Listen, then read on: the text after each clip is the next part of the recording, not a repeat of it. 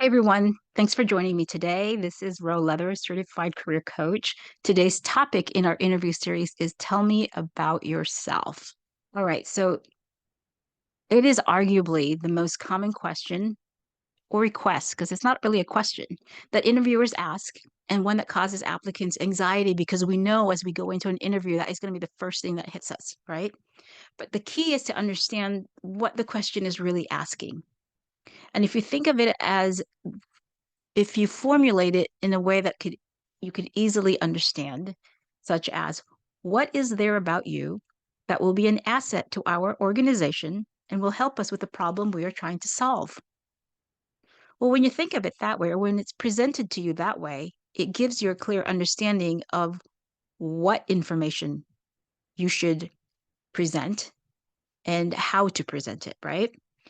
The answer that will help guide you to formulate your responses. It's actually in the problem that is posted in their job posting.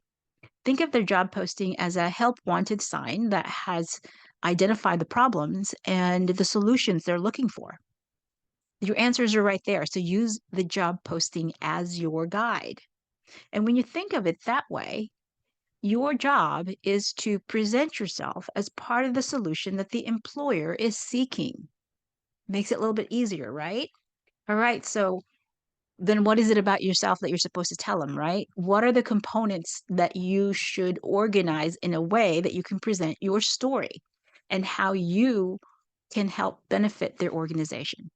Well, the components of tell me about yourself is going to come from your career experience, if you have it, any, or if you're a student, your education, the knowledge base that you have, the training, the network of people that you are connected with, the interest that has molded you and shaped your interest and has led you to this industry, whatever it may be, and the knowledge that you have about the company, the organization. So, this is going to take a little bit of researching on your end because employers want to hire people who do their research, who understands their problem, and the only way you're going to understand their problem is to do a little bit of research about the company, their their positioning, their mission, their competition, their industry, right?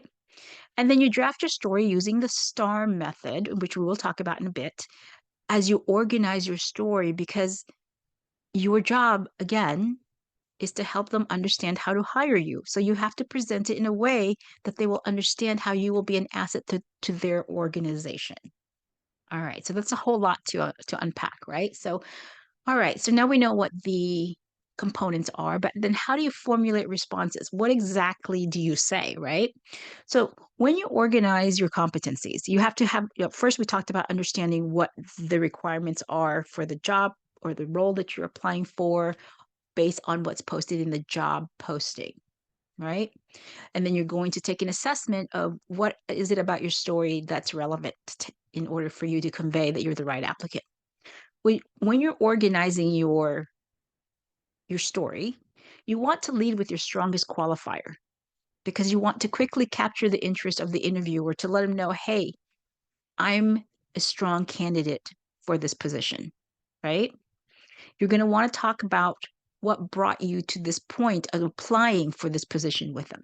And again, we talked about career history, education, interest, all of that, right? You want to show your passion for the work, the role, the industry, whatever it is that you're applying for. If you're a student, you want to show your interest in, let's say you're an engineering student, you want to show your passion for engineering, right? And if you don't have experience, job experience, you can use your activities and hobbies that you had maybe in high school, maybe clubs that you joined. What they want to see is actual interest, passion. They can teach knowledge, they can give you experience, but they can't teach that passion of wanting to learn, wanting to solve, wanting to improve processes for them. So that's what they're looking for. All right. So you want to share with them your story of how you got to this point.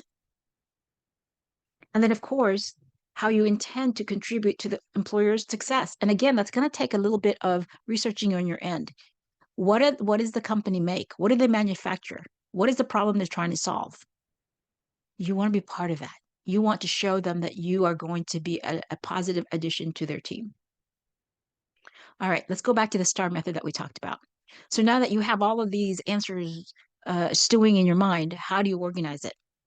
Well, one of the things that also causes anxiety in interviews is when they ask us a question, in addition to being nervous, we don't really know where to start, what to include, what they're asking, and then we don't know when to stop talking. The STAR method is going to keep us on track. S stands for situation. Translate that to how did you get to this position, to this point in your career, right? They're asking your career history. For students, translate that to why did you choose this degree, right? Okay, and then T is task. Translate that to what career goal are you trying to achieve? What's your endpoint here? Taking this degree, what is your endpoint? Applying for this job, what's your endpoint? Does it make sense for you to work at this position, work this role, get into this industry? And then A is for action. What steps have you taken to prepare you for this role? You may have had stepping stone occupations, jobs prior to this position you're applying for. And if you're a student, maybe it's your first internship, but you can also show that you have a history of engineering things on your own, joining clubs, your own projects. And then R is the results. All the steps and preparation have brought you to this organization because, and at this point, you want to align your interests with the organizations.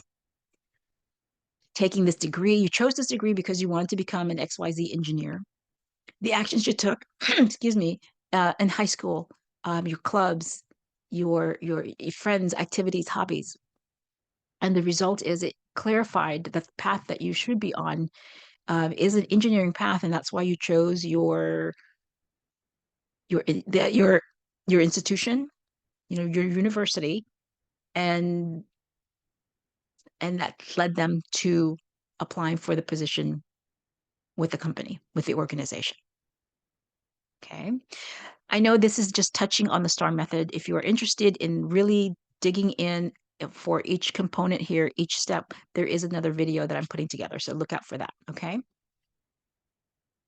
All right. And then once you have formulated and presented your response to tell me about yourself, you have to stop talking, right?